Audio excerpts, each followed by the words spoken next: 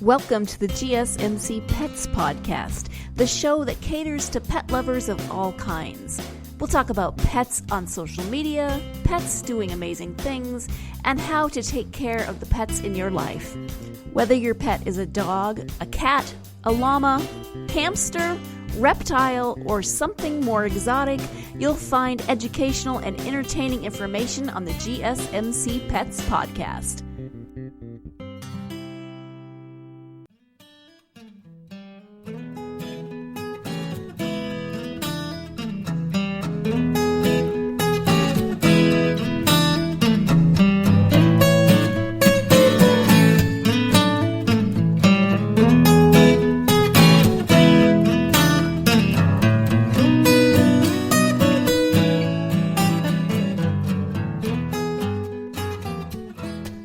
Hello and welcome back once again to the GSMC Pets Podcast, brought to you by the GSMC Podcast Network. I'm your host, Alex Fletes.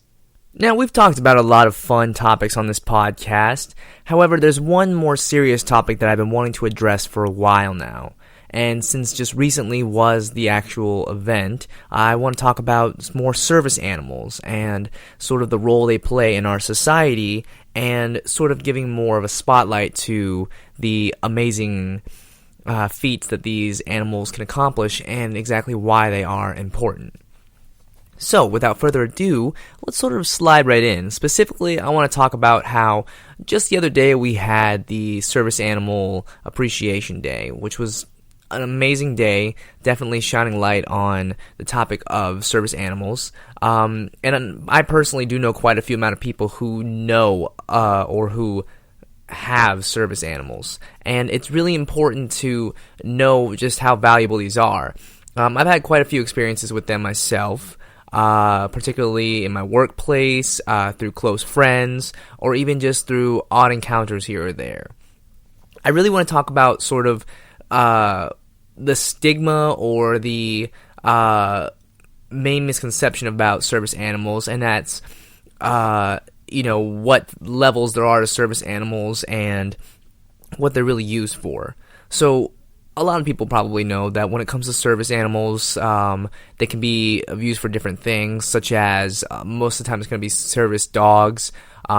Seeing eye dogs are definitely one of the more popular breeds, or not breeds, but variety of dog you'll see, simply because it's one of the best ways to help people get around, specifically people if they have maybe some other nervous or systematic deficiencies, such as, along with sight, maybe their hearing isn't the best either, or perhaps they have even something with nerve issues that they need to get around with. So it is very important to know that there is a big difference in the level of service animals that are being provided. Along with that, we have, of course, probably one of the, I'd say, more controversial animal, the comfort or the assisted animal, usually a companion. And this is sort of an issue not because the animal itself is wrong or there's anything bad, but because it does bring some confusion as to what borders service or not. I'll definitely get into that a little bit later, but I want to talk more about how important these animals are and why you should be more aware of these animals and seeing that vest or seeing a big sticker or sign on someone. Definitely, one of my good friends has a service animal as of recently, not because my friend has any serious mobility issues or vision or hearing impairments. In fact, my friend is healthy by most standards. However, my friend has a lot of more issues internally and needs a service animal for specific ailments they have. So it's far more interesting that, we see a seeing eye dog or a auto sensory dog or anything like that, which actually you might not see as many of, because companions are actually used for a lot more internal issues than simply seeing or hearing. And it doesn't even go straight to dogs either. We also have we have animals that are like birds, monkeys, even sometimes horses, or I think I've even seen a service pig before, because they're animals that can be trained to help detect or monitor for specific changes in the owner. It's really interesting, and I definitely want to get in more detail on them in just a bit. And there's also one other type of service animal that I haven't discussed yet that's honestly the most difficult to discuss, and that's Army service animals. Sometimes Army, police, even firefighters, they'll have pets, or they'll have animals that they use for assistance in dangerous situations. And sometimes, yes, these are very, very good for having, but it also does raise the question of, is it right, or what do we do with that afterwards? Well, for starters, let's talk about, say, war animals that have been seen in Call of Duty.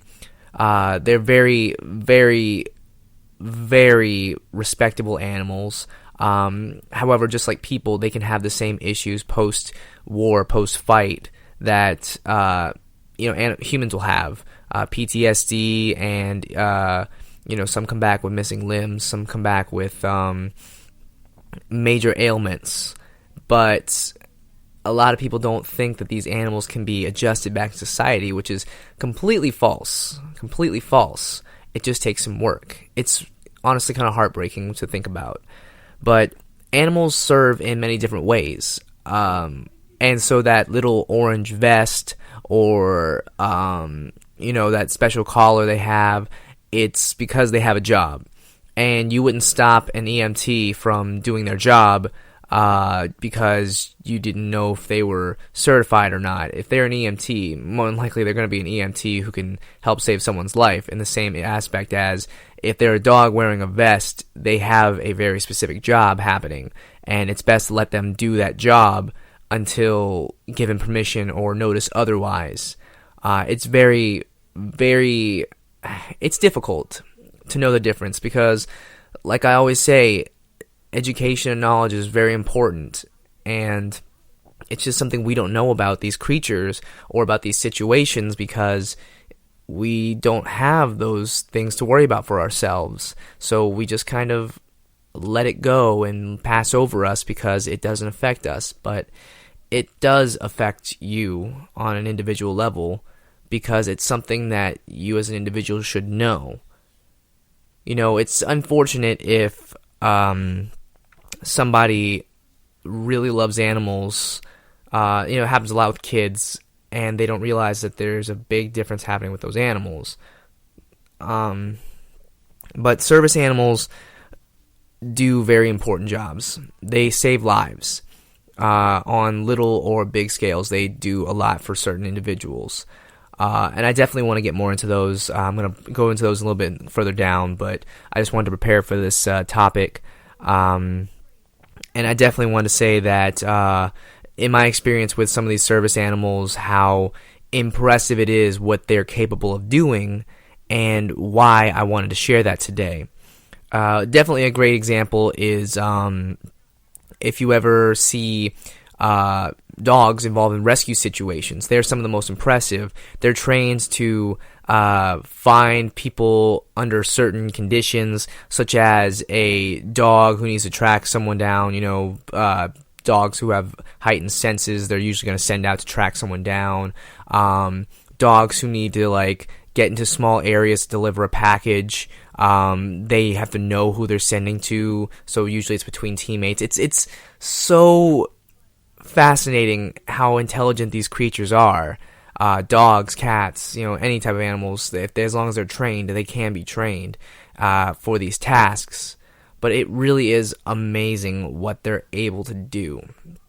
It does take a lot of work for them, but they know what they're doing. It's I can't stress how great it is. I know I'm not getting into it right now just because it's a big topic and I want to dedicate some time to each individual spot.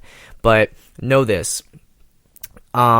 Service animals, particularly dogs and pigs and horses, are a lot smarter than we give them credit for. And what they do isn't because certain people are, unfortunately, the misconception that certain people are too sensitive or because they don't know how to deal with certain situations, but rather they have, conditions that are a little bit beyond your or my understanding and handling, and it is important. I've seen firsthand how important these things are, and I definitely want to educate on this topic today, so I hope you stay tuned while we quickly take a word from our messages. And coming up next, we'll talk more about dogs in service and what happens, and a little reading material that might help you understand a little bit better. But until then, please enjoy these messages. Are you tired of the same old news? Are you sick of the seemingly endless political spin and negativity? The GSMC America Still Beautiful podcast is a weekly news podcast covering all the top positive and uplifting news stories. We cover stories that will inspire, uplift, and remind you of the good in the world. Tune into the Golden State Media Concepts America Still Beautiful podcast to get all the great and positive news stories of today. Download the GSMC America Still Beautiful podcast on iTunes, Stitcher, SoundCloud, Google Play, or anywhere you find podcasts. Just type GSMC in the search bar.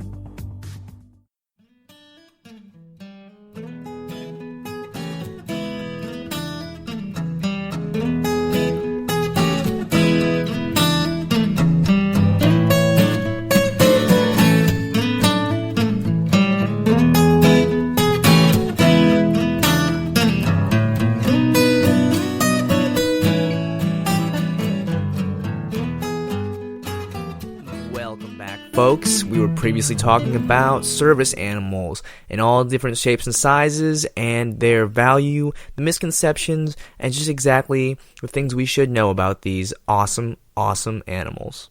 Now, one thing I didn't get to really mention, I spent only a moment talking about, were the animals who happen to serve in war, sea battle, or out in some kind of dangerous field, say police or even firefighters, rescue operations, etc. These are some of the animals that definitely get a lot of the, I guess, both negative and positive treatments because, yes, they are heroes. They are animals who do their best and help people. They know their job and they do it well. Animals specifically that come back from, say, war have probably some of the rough times because they don't even do too much sometimes. Their jobs aren't usually things like attacking or anything like that. It might be something as simple as following a trail, sniffing out dangerous substances, or probably one of the most common uses are being used for transporting materials, say ammunition or heat rescue supplies or rations to soldiers in the midst of a war. It's very rough. I know for any person it would be very difficult, especially because they are animals that probably have no idea what's going on, but they sort of just are trained to do very specific tasks, and then if they do well, then they get sent back home or get put in a program. It's difficult. It's really difficult to think about, simply because with animals, a lot of stuff sticks with them, even from very, very young ages. Infants, pups, small animals, a lot of things will stick with them. That's why you may wonder why certain animals like dogs or cats have such a distrust for human. Even horses, a lot of animals can have a huge distrust of humans from one traumatic experience. And that's because animals are very instinctual. So, the things that can happen to animals, especially in very dangerous areas, will simply be that they experience really harsh environments, and after all is said and done, let's just say the animal comes back completely intact, but they've been through some stuff. It's difficult for the animal to come back, and just like humans and war veterans, they come back with scarred memories and making it really difficult to adjust back into normal society. And one of the best examples of this, which honestly it got me really good, there's this really awesome comic online. You can find it on Twitter, Instagram. It's called Pixie and Brutus. It's a really sweet comic about a owner who has a cute little kitty cat, tiny little thing. And then at the beginning of the comic, the little kitty cat's named Pixie, and the owner brings back a dog who was in war, and it's like, well, yeah, he's gonna be living with us now, and like this dog is bigger, much older. He's got like a missing eye, it's like blinded, and it's got a big scar. This dog looks very gruff and grizzled, and it's just this cute little comic between a cute, innocent little kitty cat and a obviously seasoned, veteran of a dog. And it's very adorable to kind of see how this little kitty cat interacts with this dog, and how sometimes adjusting back into society can be difficult. How people or animals might act around people. Post how they look at everybody, who could be an enemy, who might not be an enemy. It's very cute, very silly, but at the same time, it's also has its moments where it's very serious, and it does hit certain spots. It's like, wow, that's kind of real. It's real to see that, and it's very sweet. But yeah, go look up Pixie and Brutus. Very, very, very cute comic. And that's kind of what made me really want to talk about this kind of stuff, is how people view that. Along with that, same thing with police animals. Dogs that are trained to sniff out drugs, and also used as attack animals as well. I personally think that while dogs who go to war are probably more likely going to be subject to a lot of more dangerous environments, I feel that the imminent danger to dogs that are being used in police situations can be a little more frequent, simply because canine units are on the front line. They have no attack, they have no defense against a lot of things, and it's fairly common for those dogs to get injured as well. And their work is definitely very good. Those dogs are not to be messed with, but they also can be put in a lot more frequent situations in the urban jungle, the urban warfare, just as much as in the assault warfare, or the war times. I'm not really sure what to say in that situation, but it's very interesting. Along with, say, rescue animals, such as, if they still use them these days. I don't know how often firefighters use dogs anymore, but they do have a lot of animals who help with search and rescue, especially in areas like rural areas where they need to track down, and it's interesting. And when it comes to serving people, dogs are probably one of the most common being used, aside from horses for getting around. Cats have not that much service use, other than comfort, and maybe on very slim occasions they use them for actual rescue, but not very often. And of course, servicing you to help eliminate pests. But dogs, horses, and a long time ago, birds like pigeons and falcons were used for messaging, especially during wars. But nowadays, I'm pretty sure those practices aren't used very frequently, unless in like very, very rare circumstances. But service animals are very important, very integral. They do a lot of things we as people can't. And sure, with the advent of technology getting as strong and as advanced as it is, it may help eliminate some of those potential fatalities, and just taking out some of that animal worry, and rather just putting in machines. That's actually a good thing, but it's still not to a point where it's going to completely one-for-one those situations. I definitely think that when it comes to service animals, my philosophy, I agree with the phrase "adopt, don't shop." I know there are some animals that's like, well, I can only buy this animal from a vendor or something. I really want one. That still is your preference. You can do whatever you want when it comes to, getting something like that. But do keep in mind that there are animals, specifically ones that need love and attention. And if you do truly care, definitely look into the differences. Definitely look into your options. Adoption's a great option. But even doing things like housing a animal of war, you can actually, there are programs that allow you to do that. If not, through the military, someone takes it in. There are some times when they're given up for adoption afterwards, after they've been through war. People say they're not good for going back to society. They can. They just need the attention and care that we would give any person who has a similar problem. And again, definitely look at Pixie and Brutus. Very great comic that might help change your mind on some of it. If not, it'll make you smile a good bit. And definitely, just think about those animals that really serve to help people, because they do just as much as people do, and sometimes they can be the fine line between a victory and defeat, a life lost and a life saved. Or, sometimes, making sure everything turns out well at the end of the day. But we're going to go on another break, so take a moment, listen to these messages, maybe take a moment to go look up that comic, and we'll see you back in just a minute. Enjoy. Tired of searching the vast jungle of podcasts? Now listen close and hear this out.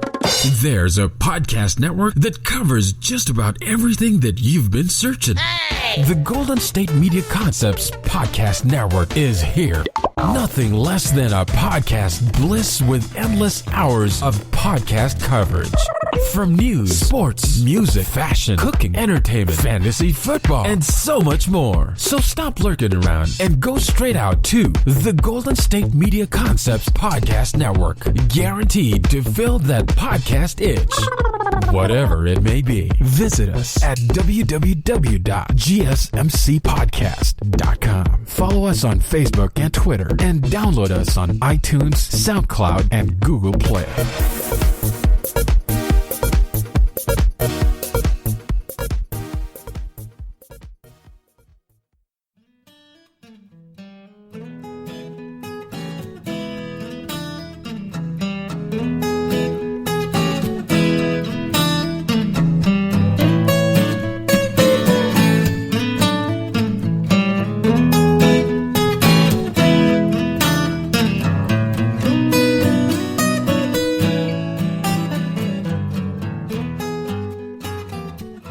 Welcome back. Did you have fun? Did you look up the comic? Either way, I'm glad you're back as we continue talking about pets, service animals, and all the good they do. So, in our talk about service animals, I also wanted to address some other types of services that animals do. A lot of times animals, such as, let's say, monkeys, birds, pigs, horses, a lot of these animals do very different types of services, or even provide the same services that things like cats and dogs provide, such as they're actually, instead of seeing eye dogs, which is one of the most common service animals, we actually do have seeing eye monkeys. Some people have had seeing eye pigs, I kid you not. And it's very fascinating. Same deal for horses. Well, not seeing eye.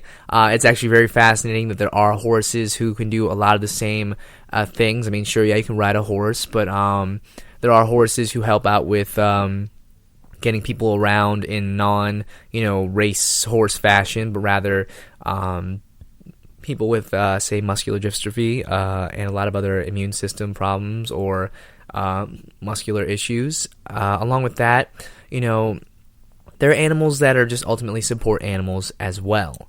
And these animals are probably some of the most common type of support animals you can see. But we'll get to that in a little bit. What I did want to mention, though, is when it comes to support animals that I feel don't get a lot of attention or that people don't really realize are good support are birds. There are a lot of really interesting, really unique birds that can do impressive things for people, and I want to talk about that for just a minute. So with birds, people just kind of assume they can't do too much. A lot of times they're going to do things like, fly around, squeak, squawk, maybe say Polly want a cracker and stuff like that. And, as someone who has friends who do own a lot of different type of animals, that typically is what a lot of birds do. But say there are birds who can actually help out with people who are, impaired with their vision, but it's not a very common one. Along with that, there are also people who need birds to help alert for specific needs. So that is something that a lot of animals can do. Alert for needs, alert for medical attention. That is something that can happen very frequently. Say specifically, a lot of service animals are actually made to help keep an eye on individuals' personal health or on specific needs, to alert people of there's an issue, here's what needs to happen, or they know how to specifically take care of the individual. Sometimes people with autism might have this problem, or some people who are prone to seizures can have these problems as well.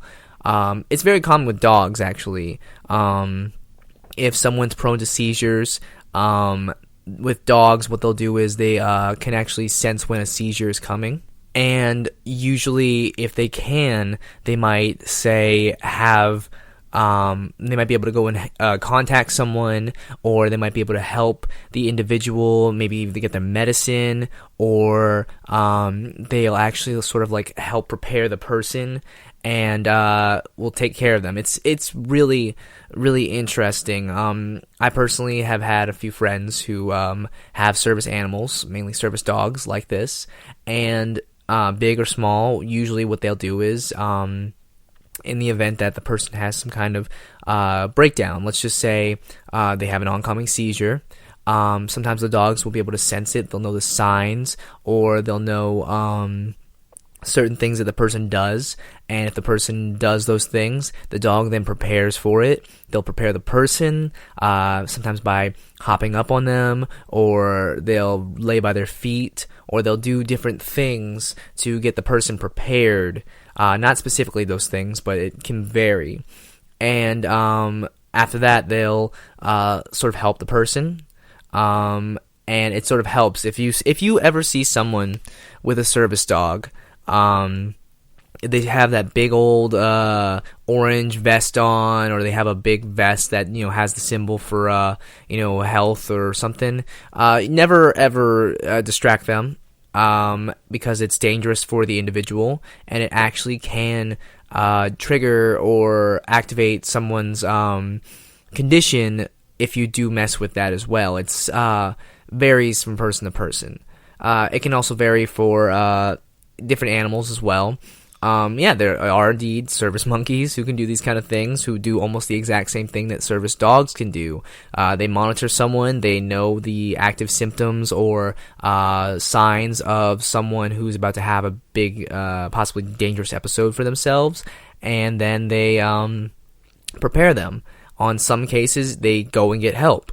They go and get the right person, or they even will do things like clear the area for them as well. It's very, very interesting. In one case, I remember seeing about, I think it was a girl who had a seizure or some kind of like panic attack, I think, and it caused her to stop breathing properly. And one thing that's very important for people who might have sort of like panic attacks or might have these conditions is that they need a weight on them. It helps calm them down when they have like a weighted blanket or a item like that to help like weigh them down and keep them calm.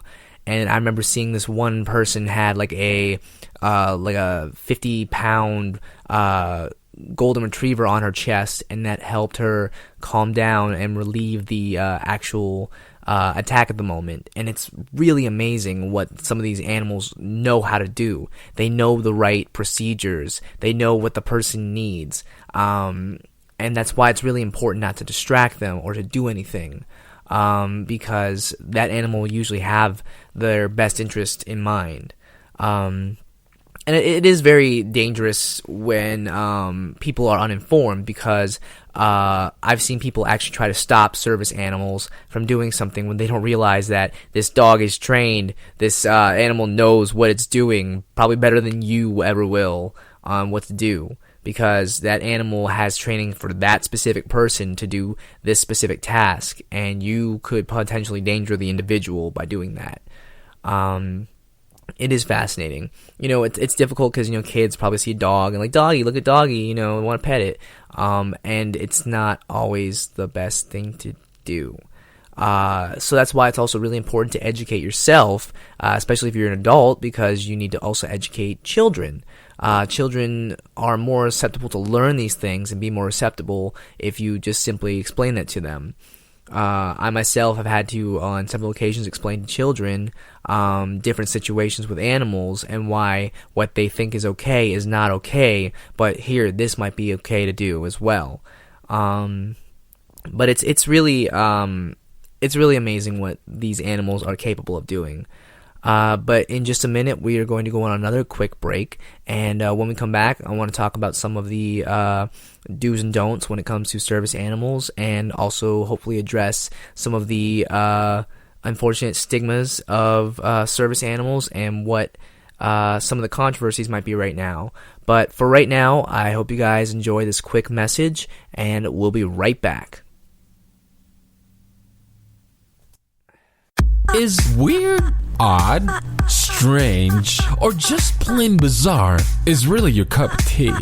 Then the Golden State Media Concepts Weird News Podcast will give you that fix. Can't believe it? Well, listen for yourself as we deliver the strangest news you definitely won't find on CNN or Fox. It's the Golden State Media Concepts Weird News Podcast.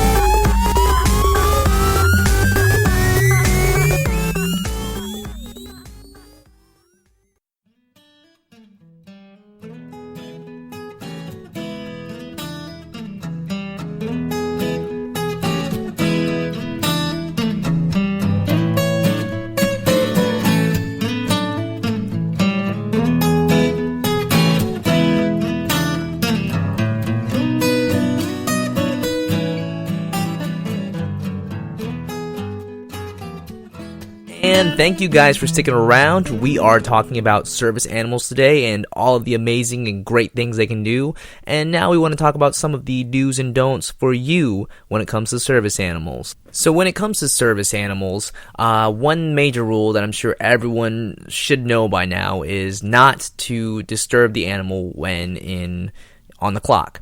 Once they're wearing one of those vests, when they're wearing their harness or anything that says service animal on it, it's a no-go area. You should not go and try to pet these animals. You shouldn't be, disturbing it, trying to whistle at it, call its name. You shouldn't really be disturbing the owner if they seem like they're busy, in a rush, distracted by something, because even people with some severe attention disorders or any type of if they seem normal but they could be like hyper focused on something, it might mean that they need their space, and that's usually what these people do. In fact, one of the littlest things that these type of animals will actually do is that they'll actually put themselves in between you and the person, because they know that this person needs space. So they'll actually like squeeze in between you two, push you away. So definitely don't go messing with these animals. One major reason why you should also not try to get their attention or distract them is because they need to be on alert for any changes in the owner, the person who's walking them, because if there's any major changes, they need to be ready in case something happens, because any changes, something's about to go down, and they need to be ready to deal with it. Sometimes it's little things like the way the person acts, the way they move. The dog will definitely notice it. The animal will for sure notice it long before you as a person will ever notice this kind of thing. And the dog will be ready to leap into action to do something. It's definitely very important that you leave them be. If perhaps you ever do get a time to talk to someone like this, maybe you know someone, or perhaps maybe things seem a little bit calmer, everyone's down and relaxing, maybe then you can casually and definitely respectively approach the individual and ask them some questions if it doesn't seem like they're busy. But even then, if they don't want to talk, do not try to force someone to talk, because that also can be a serious issue. One thing to also keep in mind is the terms of things like triggers, simply because saying things like trigger doesn't mean that it's bad or that there's something wrong, but rather getting the term noting that a trigger is sometimes a act or sometimes things that we do that can activate or can initiate someone's negative afflictions and can cause the problems as well. It's not just an emotional thing, but it also can be a physical thing as well that needs to be addressed with care. So if somebody starts to visibly or audibly sound or seem like they're uncomfortable, maybe it means it's time to back off. It is very interesting when it comes to these situations, because we don't know what the service is for. There are people who need emotional support animals for various reasons, and some people might not take that as seriously as it is, but it is just as valid and just as important as, service animals who are helping people who are blind or people who might have seizures. It is important. And you can't judge the importance based off of your idea of importance. Rather, it should be taken cautious with every instance. Maybe you talk to someone and you say, it's a lovely dog. It's like, yeah, they're my emotional support animal. I see. Well, that's definitely good. It looks like they're doing a good job. Whereas if someone says, yeah, they are my support animal, they help me with a certain condition I have, both are just the same. Both people have a condition, and they can't be taken lightly. And it's important to just kind of get as informed about different topics as well, simply because these different conditions can range, but it's important to know the differences as well, and to be just as educated on these topics, because the more you know, the more it will help other individuals as well. As I mentioned previously, the story of someone I knew who had a seizure, and in response, the dog actually hopped on top of their owner. Some people try to stop the dog from helping the owner and try to pull it off, but the dog was actually doing what it was trained to do, and by laying on top of the person, it was actually helping calm the person down, and was actually helping to keep the seizure under control. It's very important that you do that, because someone won't allow someone to have a support animal without proper training, and that is some of the training. So a support animal won't do those kind of things unless it's provoked by an outside source. So no, if you see an emotional support animal doing something, usually they're doing the right thing. And you have no right to pull them off unless you get word from the source that this is not right, something's wrong. And in most cases, the person will be more than capable or able to communicate if possible. It's only under certain cases that those animals are made to help under very extreme circumstances, and that's when the animal will act on their own. Trust me, the training they have to go through is very intensive. It's definitely not something a lot of people are going to understand, because all they see is a dog. I remember seeing various reports of, I saw this one video, it was really upsetting, of a woman who was in the store with her animal. I don't quite remember what the animal's role was, but it was her support animal, and the animal was fully wearing its vest. It was, it was on duty, it was doing its job, and there was a lady in the store who kept trying to call over the dog, trying to get its attention, and the lady very clearly even told her, please stop calling my dog, it's doing its job, it's on duty. And the lady did a lot of things to try to get the dog's attention to try to, deter the dog away, and it actually almost did set the lady off. It almost set her condition off, but she had to thankfully get away and had to do what she had to do to take care of her situation. Otherwise, it could have actually escalated into something a lot worse. And it's very important that you are aware of that. It's dangerous to do those kind of things to individuals and to try to distract an animal, because you could actually be just as easily putting someone else's life in danger just because you got curious or because you wanted to play with someone else's dog. Dogs are super friendly. Cats are super friendly. A lot of animals are great. And I completely endorse supporting animals and playing with them and giving them love, but also know when is the right time to do that. Definitely be aware of what you're doing, especially if you see an orange vest. You have no right to intrude on someone else's safety, and those vests are very important. I know when I was younger, I definitely didn't even understand what those vests meant, and I always thought maybe they were fashion statements or something, but now I understand how important they are and what they can really do to save someone's life. There have been some instances of animals, needing to hold medication or needing to do very, very specific tasks to help keep someone under control. And again, that's something you can't completely control. If the best thing you could ever do, especially if you see someone having an episode, is to step back, give them some air, especially if they have a support animal around them. And if you can, find someone who knows how to treat people.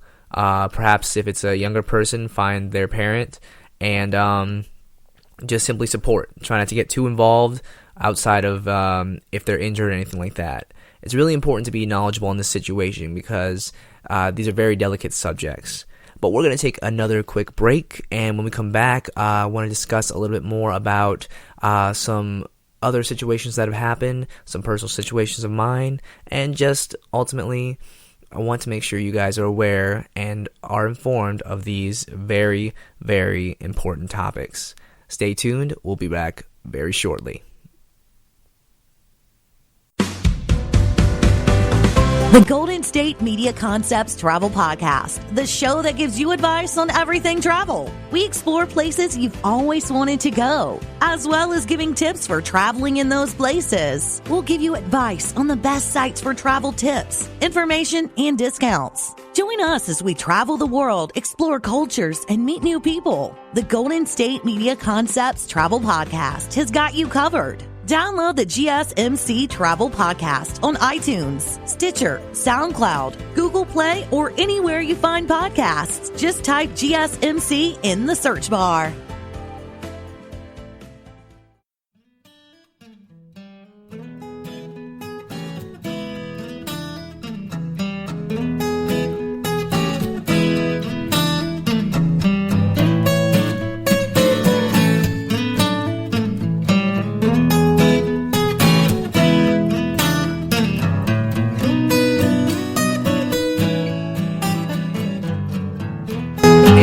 We are back.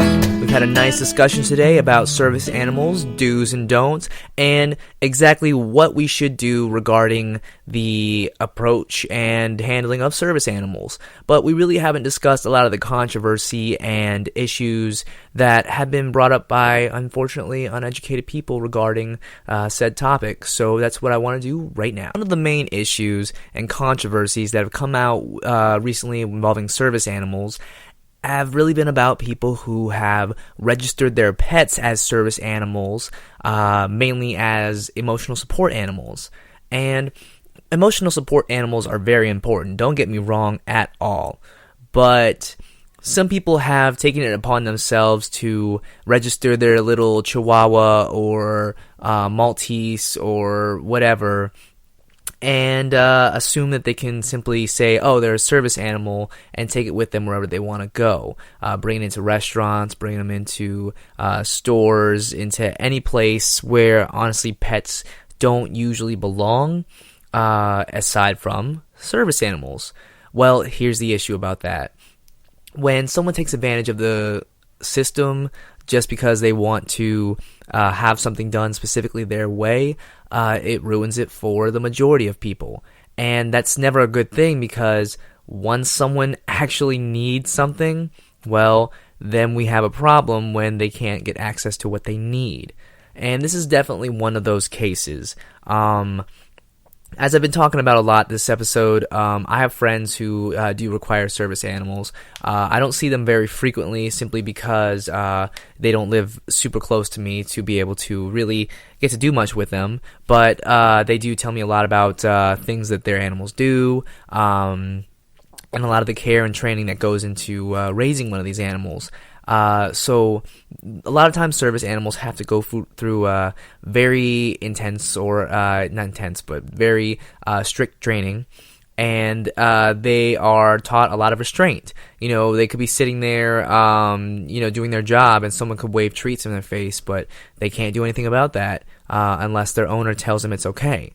And that's really good, because if someone comes along and dangles a, nice, bacon treat or something for the dogs to eat, they know to hold back, because that's not what my owner said, and they're on duty. But then a lot of time, once given a command or specific instructions, the dog becomes a regular dog once again. And that's good. I've seen it several times. It's honestly amazing how well trained they are to turn it on and turn it off. But not every animal does that, especially when you try to register your little teacup as a emotional support animal. Emotional support animals also go through intense or strict training. I keep using the word intense, but they keep going through strict training, and they have specific requirements as well. And for a while, a lot of people were registering them as emotional support animals, so that way they could bring them on flights, so that way they could bring them into the restaurant with them, or walk them in the store. And, some stores just don't care. It's fine. And then some stores have very strict policies for very specific reasons, mainly stores that sell food. Stores that sell food really aren't supposed to have animals in them, because food can get contaminated very easily. However, there are people who want to bring them in. They see a big dog or a little chihuahua in someone's hands, and, that thing could have fleas, could be sick, could have, some kind of infection. And, or let's just say the person doesn't care, puts them on the ground, and the dog makes a mess somewhere in the store. Not only is that disgusting, but if it's a store involving food, that's potential contamination. That's why service animals are important. They're trained very, very specifically how to handle those things, so this doesn't happen. And it was becoming a problem, too. Several people were saying, oh, my dog's a support animal. It's an emotional support animal, so they can come where I need to go. No, it's not. You just saying that, or you printed that out somewhere. I've seen people do it, too. It's not a smart idea. As much as you may love your dog and want to take it everywhere with you, it's not smart. It's actually very dangerous, and it almost came down to where people with support or animals couldn't come in places. It was very close to that sort of thing. Thankfully, places are smart enough to know that people do require support animals, and they will have specific trainings, and they're able to accommodate that. It's unfortunate that it came down to that way. It's not that complex of a problem. It's not that difficult. You have to follow these rules, because animals don't always belong in every place you go. You want to take them to a park? Great. You want to take them to a restaurant by the park? I'm pretty sure most of those restaurants will have outdoor seating. You want to take them to a fancy cuisine restaurant? No. Leave them home.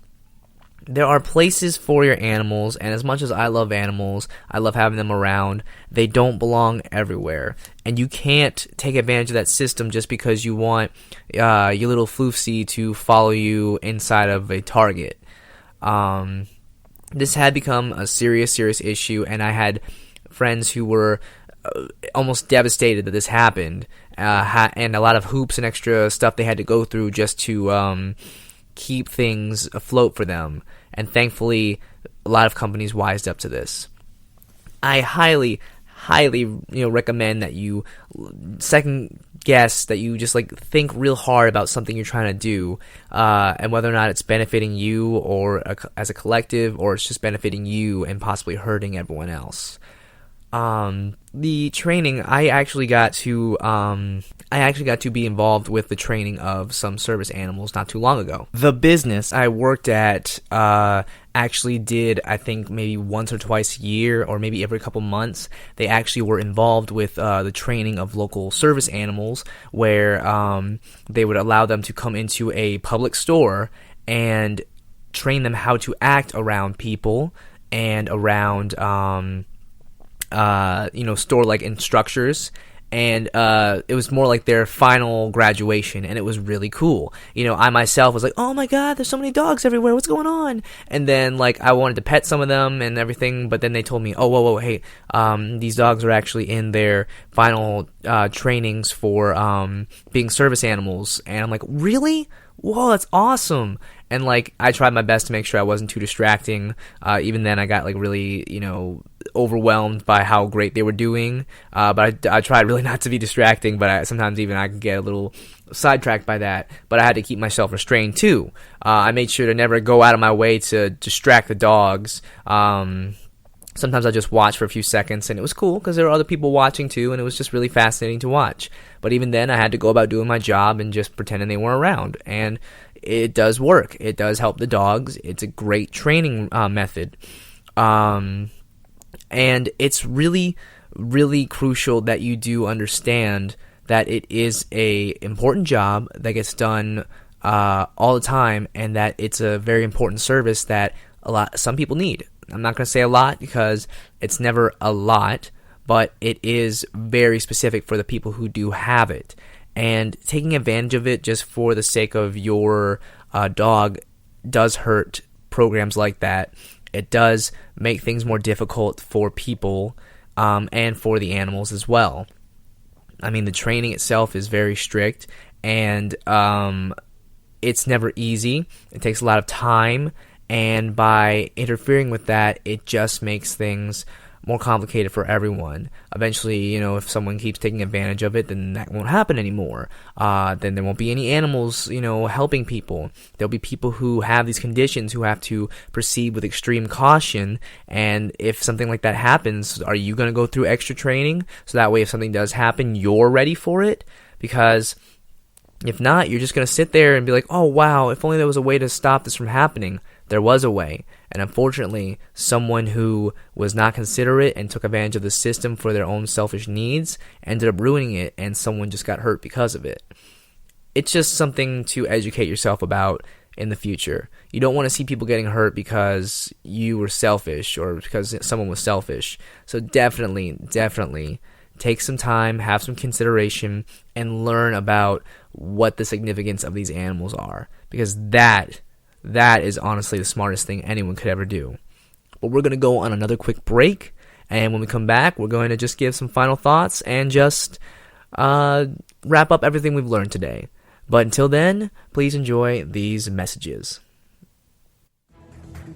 Want to find out what movies to go see? Then check out the GSMC Movie Podcast. It's your ticket to the latest movies, whether it's a new blockbuster event, romantic, comedy, or action flick. This show has got it all covered. They talk some what to go see now. Don't bother. What's hot on Netflix and everything in between. That's GSMCpodcast.com/movie-podcast. When it's all about the movies, it has to be this new show. Don't forget to like them on Facebook and follow them on Twitter. Visit GSMCpodcast.com for more info.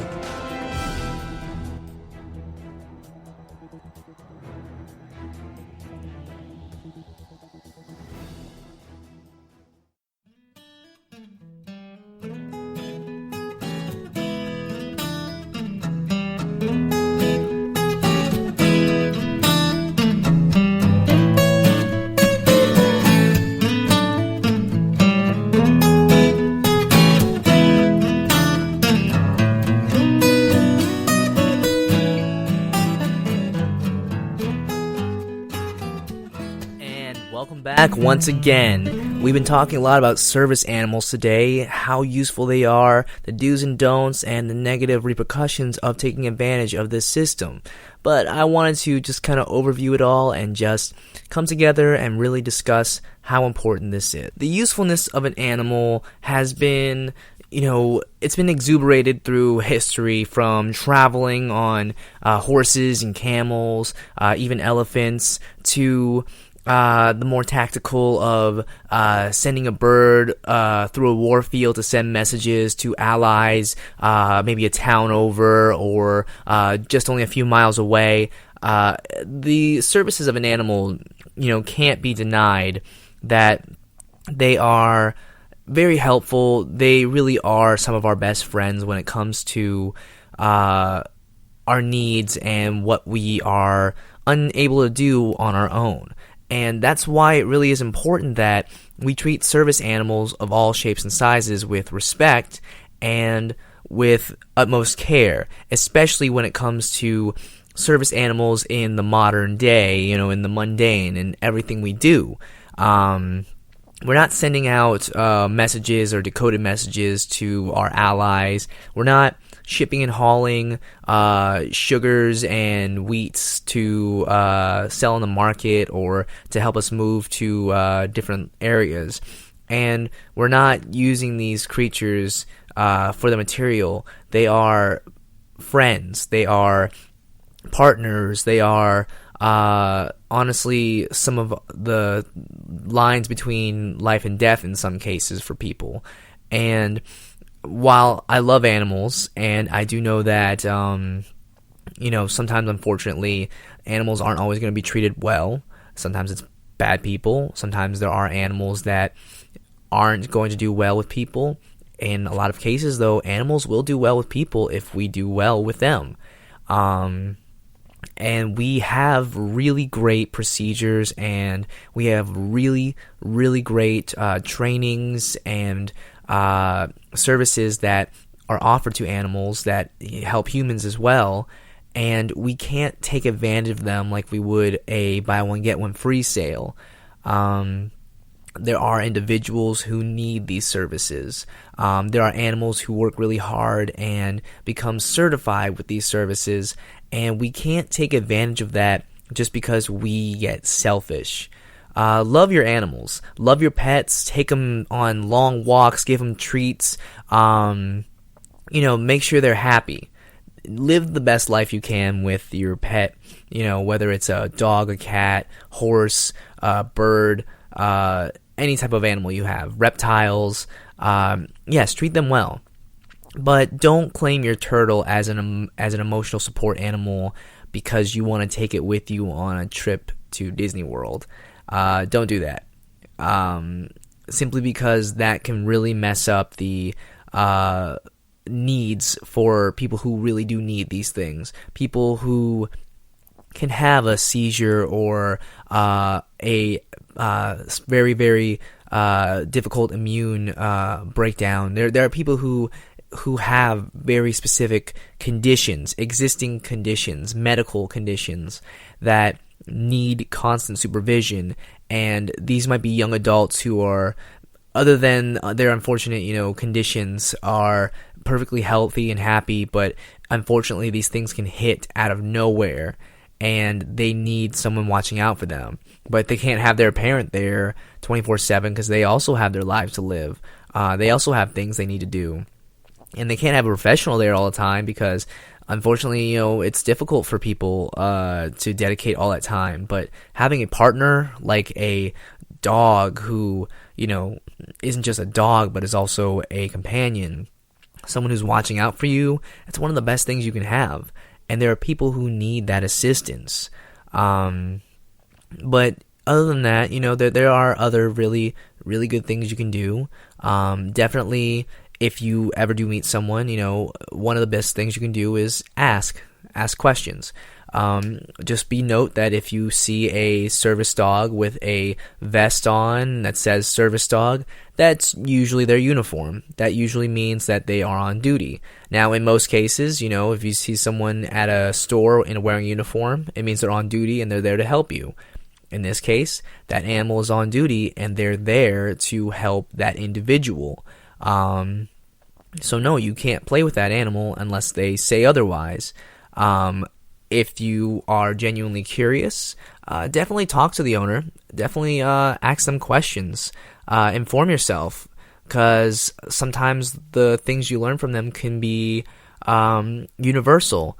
Whether it's, oh, my dog's wearing his vest, so please don't disturb him, to yeah, I have this condition, this is usually what it means, so this is how things might happen, or this is why I have this. It can be a little bit universal and can definitely help you understand better. And you might have to look at yourself and say, do I need to take little Floofsy with me to the grocery store? No, I don't. I'll be gone for an hour. It's a little, it does make me kind of upset. It makes me very upset of people who, don't know how to follow this simple rule. This isn't a dumb rule like, no skating in the park. I'm like, it's a park. Why can't I skate in the park? Maybe they have some reason, or maybe it's a weird contradiction. I don't know, but it's definitely something that can be contested. But this isn't one of those times.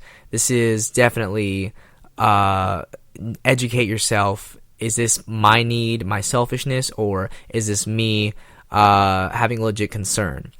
Emotional support is definitely something I'm not an expert in. I will say that there are people who do have trauma, who do have conditions or experiences that can really affect them and actually cause a shutdown, which is never a fun experience. It's never fun to watch someone have a shutdown mentally, emotionally. They just sort of go limp. And sometimes they need that animal with them to help keep them safe, to keep them all together so they can keep moving through their day. I understand it. But there's also different layers to it. There's other situations where this might occur, and not everyone's going to understand it. But you should definitely take the time to try and learn about it, so that way this doesn't happen to individuals. So that way, someone doesn't do something that'll make you say, yeah, why can't they have their dog? It's a dog after all. It's not just a dog. It's not just a cat or a specific animal. Sometimes it does have a lot more weight behind that vest than you realize.